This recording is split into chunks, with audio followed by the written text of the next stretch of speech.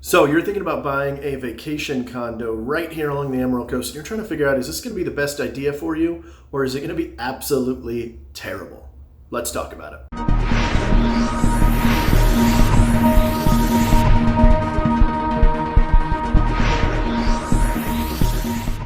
What is going on? It is Andrew with the Emerald Group, and on this channel we talk all things about the Emerald Coast. So if you're looking for any of that, go ahead and hit that subscribe button and tap that little bell so that you'll be notified every single time we do a new video. We've been getting calls, texts, and emails all the time of people wanting to move right here to our area, and we absolutely love every single reach out. If that sounds like you're even considering moving to the area, go ahead and give us a call, text, email, however you want to get a hold of us. All my information should be up on the screen, and we'll help however we can. There are a lot of things to consider when buying a vacation condo right here along the Emerald Coast, whether it's Destin, 30A, Fort Walton Beach, or Navarre, or really any of the other areas, Panama City, Pensacola. There are a lot of things to consider when buying a vacation condo. Now, I'm not going to get into vacation homes or primary residences or anything like that in this video. This is purely going to be about vacation condos and some extra information you might not be thinking about. Make sure you stick around to the end because a couple of these are really going to surprise you. I know what you're thinking. Wouldn't a beachfront condo be a great place to park a little bit of extra money that maybe you have sitting in a savings account or something like that that's not really doing anything for you? And you're thinking, well, why not a beachfront condo where hundreds and hundreds, even thousands of people want to come visit every single year? You can almost hear it now, right? The sounds of the waves crashing and the money just rolling right in. What? Hold on, not so fast. Not all vacation condos are all about sunshine and cash flow. Let's start with a few reasons why you might want to pick up a vacation condo. The first one is kind of an obvious one. It's an investment, so you want it to make you money. You want it to be a good investment for long term. Kind of want the whole kit and caboodle. So extra income is definitely one of the perks of having a vacation condo. With sites like Airbnb, VRBO, Booking.com, all these other, there's plenty more out there that you can throw your vacation condo on and just start making money on it immediately is very appealing to a lot of people. But we'll talk about some of the downfalls of that here in just a minute. Another great advantage of buying a vacation condo is if you're already coming down here to vacation a lot, this is a great opportunity for you to purchase something that's going to help pay for your vacations while you're down here. That is, of course, if your condo happens to be vacant, because if you want this to be a great investment after all, you can't just take up all the blocks that make the big money, right? So if you're booking owner time during some of the prime months, you're definitely going to take a hit on income, but maybe that's when you want to come down. This definitely provides a great opportunity for that. Of course, jumping in your condo that way whenever there's a last minute cancellation or something like that is also risky because that's also when you want to drive your prices up. If it's 2 days out and somebody wants to rent a condo 2 days from now, that's when they're going to pay the most for it because there's going to be a lot less options. And if you would like to have owner days during that time, you're going to lose out on that business.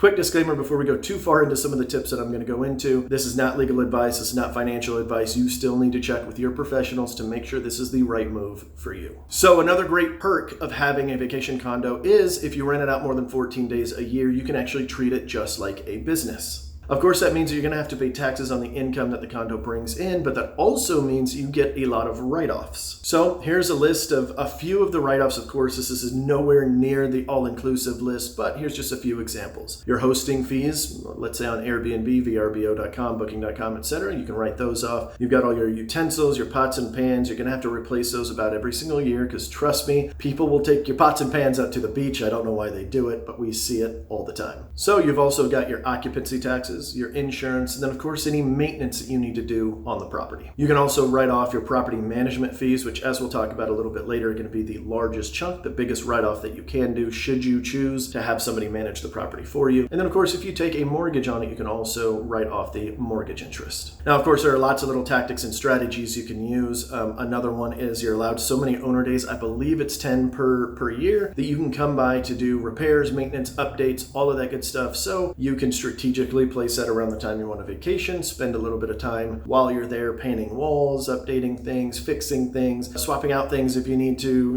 whatever you want to do, you can spend that time doing that. And that is oftentimes a good tax write-off. Oh, and sometimes it can also help pay for your vacation. And I'm sure there are other tax write-offs as well that I'm not even fully aware of. So just make sure you get with your CPA, your accountant, particularly if they have a lot of experience in this, it can definitely help in that realm. Another great perk is very similar to what we were talking about before. It's having a spot to come back to year in and year out. If you're one of those people that say visits Destin, Florida every single year, you're probably staying in the same building most of the time, or maybe you're hopping around to try different ones. Well, this gives you the opportunity to have something that is yours that you can always come back to, your own little owner's closet. You can keep some stuff so that you're not having to drag that stuff back and forth every time you go on vacation. And then of course, if you ever stop coming to this area, or maybe you want to transfer from a vacation condo to a vacation home, or maybe even go in a whole different area, with any luck, you have sold whenever the market is a little bit higher. I know trying to time the market is difficult, but generally property appreciates. So as long as you're not selling it at down market, you pull your money out of there and you slide that to your next investment.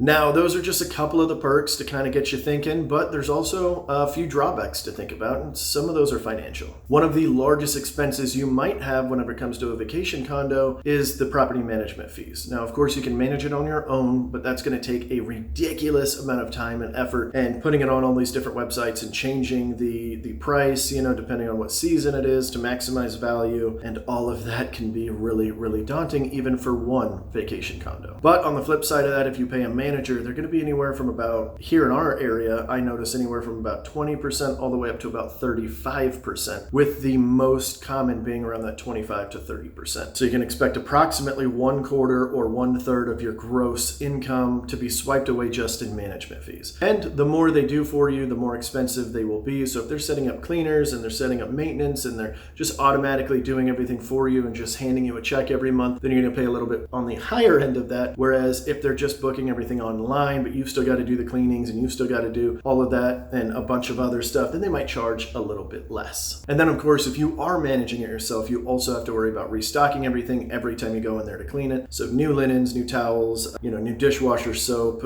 cleaning out the fridge, tossing everything out, cleaning it up, tossing the ice out, turning the ice machine off. There's a bunch that goes into it that if you don't want to handle it yourself, maybe you've got a full-time job, it might be a little bit daunting to you, then definitely hiring a property manager is probably going to be best. And of course, with any vacation unit that you've got, there's going to be extra expenses, some of which you might be thinking about, like mortgage, taxes, and insurance. Other ones that you might not be thinking about, such as beach service. That's where they have somebody out there putting beach chairs and things like that to make sure that those people are, belong in that area. They've got beach service attached. It's a very big perk for a lot of vacationers. You've got your utilities, your phone, your internet if your building doesn't provide it, cable if they don't provide that. And I'm sure there's other ones that I'm probably missing out on here, but you kind of get the point. There's definitely extra expenses involved. And with a vacation condo, the investment tends to come in waves. So that's a little bit harder to stomach for some people because you're going to have a lot higher income during certain portions of the year and then almost none during other portions of the year. For instance, let's take spring break, for example. For most people, spring break is 1 to 2 weeks long, take their kids out on vacation, all that good stuff. But here, we basically have 6 to 8 weeks of it. Now, not for the kids that are in school, but for tourist season. So we've got this area letting out at 1 week, this area letting out another week, this one at these 2 weeks, etc., and they all kind of combine. So our overall spring break generally lasts about 6 to 8 weeks. This is great for the vacation condo market because that's when you're making most of your money, just an insane amount. And then of course you've got during the summer,